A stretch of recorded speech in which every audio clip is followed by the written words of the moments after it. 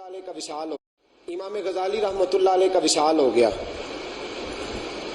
کسی نے خواب میں دیکھا، کہا امام صاحب اللہ نے کیا معاملہ کیا؟ اور بتا امام غزالی کون ہے؟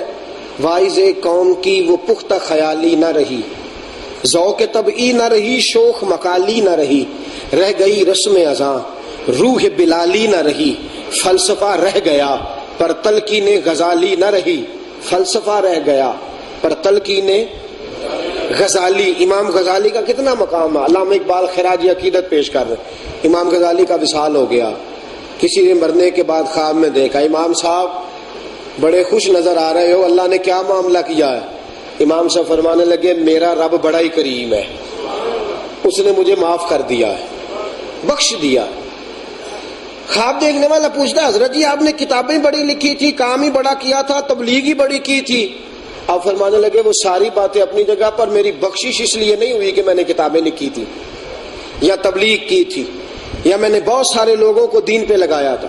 حضور پھر فرمانے لگے ایک دن کتاب لکھ رہا تھا،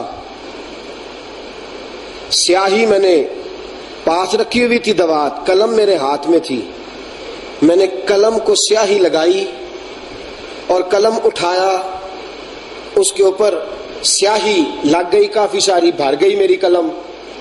گرمی کا موسم تھا، پیاسی مکھی تھی کوئی، وہ مکھی اڑتی ہوئی آئی اور میرے اس قلم پہ بیٹھ کے سیاہی چوسنی شروع کر دی۔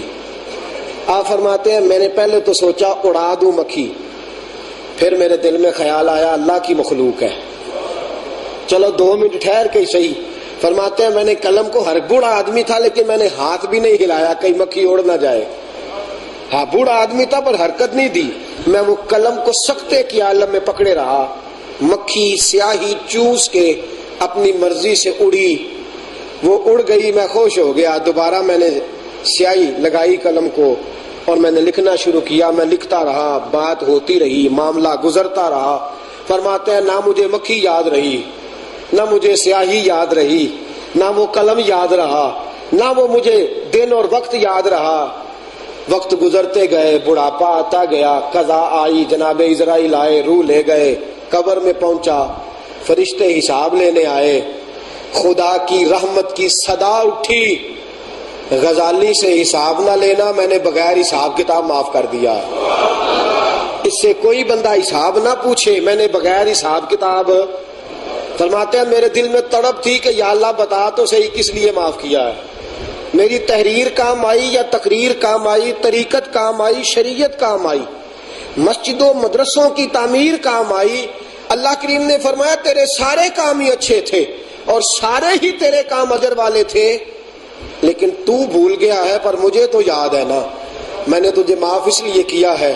ایک دن ایک مکھی آئی تھی اور تیرے قلم پہ بیٹھ گئی تھی، تو نے اللہ کی مخلوق سمجھ کے مکھی کو نہیں اڑایا تھا، تو مکھی کو خوش کر رہا تھا اور یہاں تیرا رب تجھ سے راضی ہو رہا تھا۔